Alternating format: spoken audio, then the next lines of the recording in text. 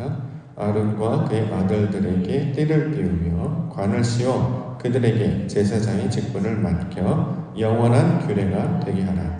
너는 이같이 아론과 그의 아들들에게 위임하여 거룩하게 할지니라. 아멘. 출애굽기 29장 1절부터 9절까지 본문입니다. 제사장 직분을 위임하여 거룩하게 할 일, 제사장 직분을 위임하여 거룩하게 할 일이라는 말씀의 제목입니다.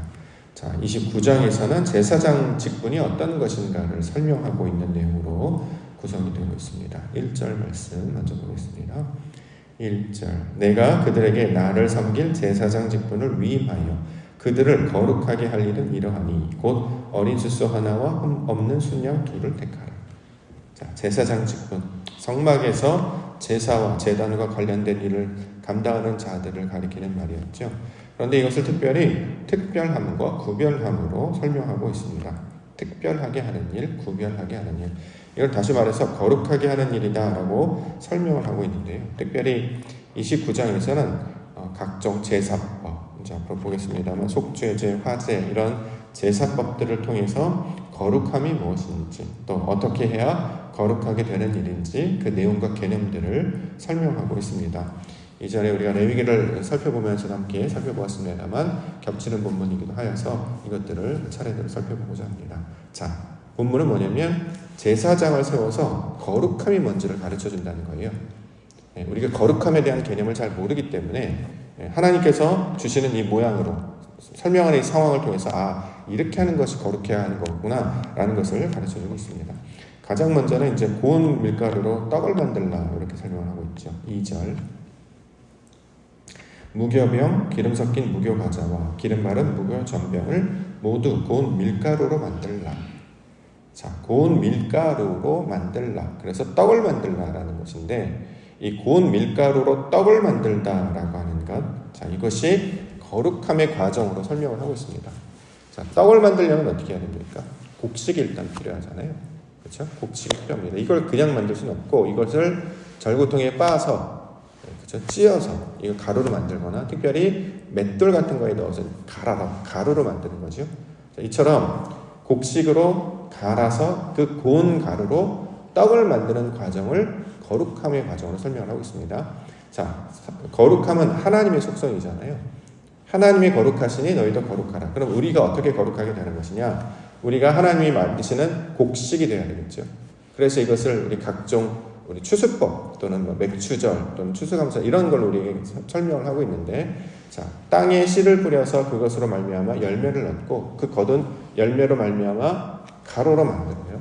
가루를 만든 다음에 거기다 물을 넣고 반죽을 해서 떡을 만들고 그걸 불에 구워내지 않습니까? 이래서 떡을 완성시키는데 이처럼 우리가 가지고 있는 모든 속성을 하나님의 것으로 만들어내는 걸 이제 곡식이 되다라는 말씀 설명을 하죠.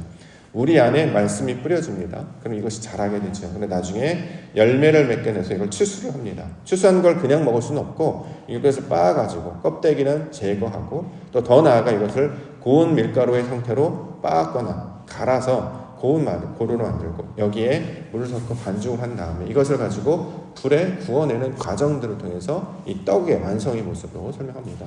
우리도 마찬가지입니다. 하나님의 곡식이 되어서 우리가 갈아져야 된다는 거죠.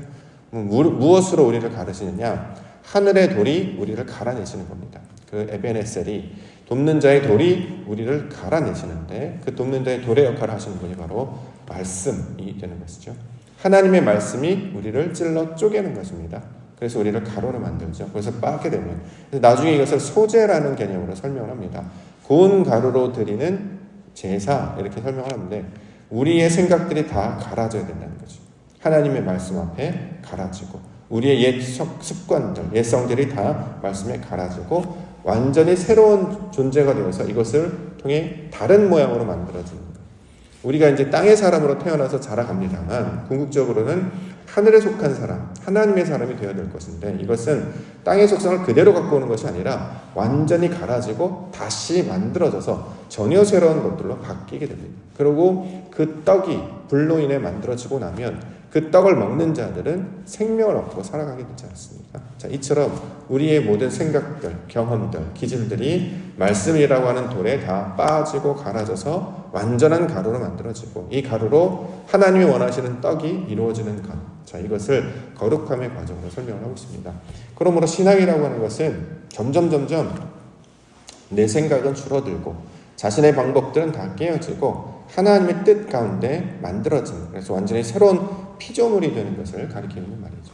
고린도후서 5장 17절 너희는 새로운 피조물이다. 그리스도 안에서 새로운 피조물이다. 완전히 새로운 피조물로 바뀌게 되는 과정을 거룩함이다 이렇게 이야기합니다. 이걸 다른 말로는 거듭남이라고 말하기도 하고 구원이라고 말하기도 하죠.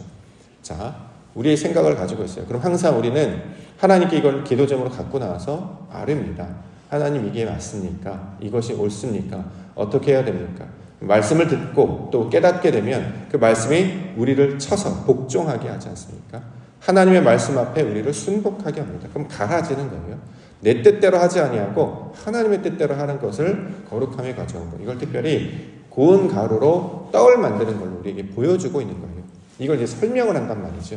우리의 거룩함의 과정은 그저 나의 성제는 그저 남아져 있고 흉내를 내거나 외식함을 통해서 거룩함을 쫓아가려고 했었는데, 거룩함이라고 하는 것은 완전히 새로운 피조물이 된다. 자, 이것을 가리키고 있는 말입니다. 특별히 하나님께서 하나님의 손으로 우리를 지으시고 하나님의 백성으로 우리를 만드셔서 완전한 떡이 되게 하시는 거예요. 그래서 이 땅 가운데 그 살아있는 떡으로 오신 분이 예수 그리스도시죠. 그래서 예수님께서 자신을 가리켜서 나는 생명의 떡이다. 이 생명의 떡이라고 하는 것은 살아있는 하나님의 말씀을 가진 아버지 하나님의 백성이다. 사람이다. 자, 이런 것들을 가리키고 있는 말입니다. 그래서 그것을 우리가 먹고 마시면 우리가 그 성질을 얻게 되기 때문에, 자, 이것으로 우리가 변화되는 것을 오늘 본문에서 소재와 같은 개념으로 설명하고 있습니다.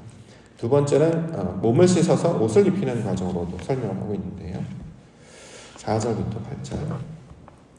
너는 아론과 그의 아들들을 회막문으로 데려다가 물로 씻기고 의복을 가져다가 아론에게 속옷과 에봇 받침 겉옷과 에봇을 입히고 흉패를 달고 에봇의 정교하게 짠띠를 띠게 하고 그의 머리에 관을 씌우고 그 위에 거룩한 패를 더하고 관유를 가져다가 그의 머리에 부어 바르고 그의 아들들을 데려다가 그들에게 속옷을 입히다. 요게 고운 가루로 떡을 만드는 과정과 닮아 있죠.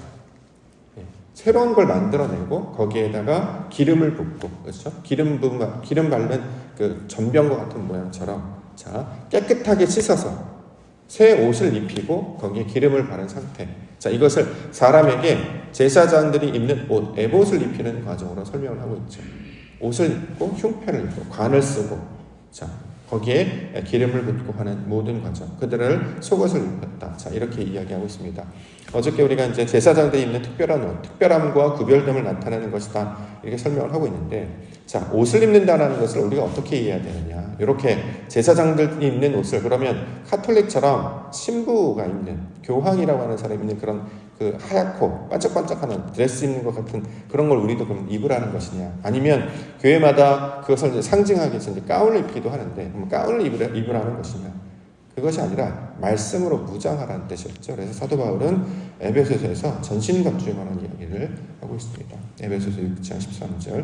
그러므로 하나님의 전신갑주를 취하라. 이는 악한 날에 너희가 능히 대적하고 모든 일을 행한 후에 서기 위함이라. 그런즉 서서 진리로 너희 허리띠를 띠고 의의 호심경을 붙이고 평안의 복음이 준비하는 것으로 신을 신고 모든 것 위에 믿음의 방패를 가지고 이로써 능히 악한 자의 모든 불화들을 소멸하고 구원의 투구와 성령의 검 곧 하나님의 말씀을 가지라. 말씀을 가지는 것을 이렇게 전신갑주 무장한다라고 합니다.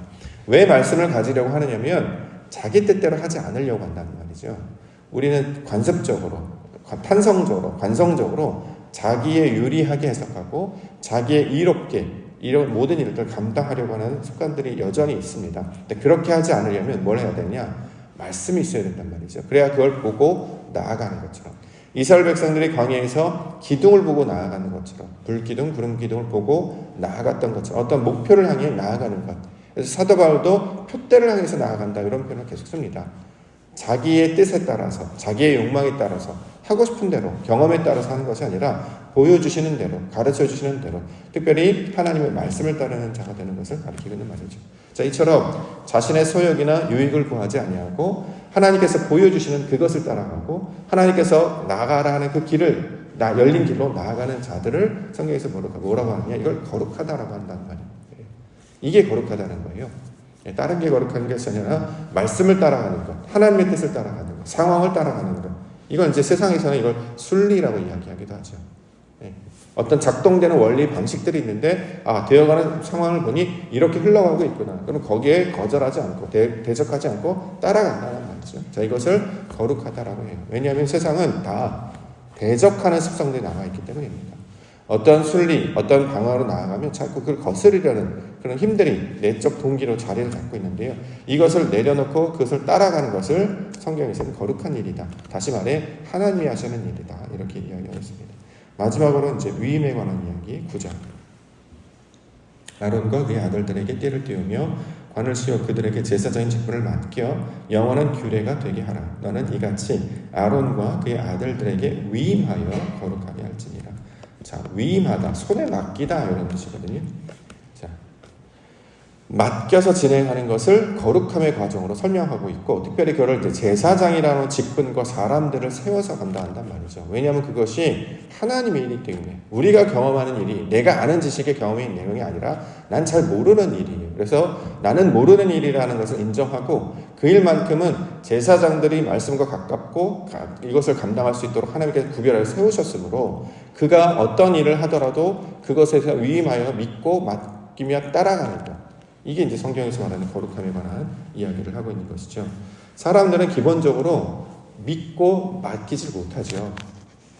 왜요? 자꾸 자기 것을 뭔가 덧붙이려고 하죠. 아이들이 뭘 하려고 하면 자꾸 개입합니다. 이게 이제 우리나라가 제일 심하다고 하죠. 예를 들어서 교육할 때 보면 외국 아이들하고 우리나라 아이들하고 보면 외국 아이들은 어렸을 때부터 혼자 다 내버려 두는데 우리는 간섭한다. 저는 간섭을 하든 뭘 하든 일관된 훈육 방법만 있다. 크게 문제가 되지 않는다고 생각하는데 그만큼 아이가 할 수 있는 일을 이제 많이 도우려고 하고 또 그것들을 이제 보살피는 것이 이제 사랑의 개념으로 이제 이해를 하기 때문에 많이 개입을 합니다만 어느 시점에 되면 사실은 이제 믿고 맡기기 시작해야 되죠.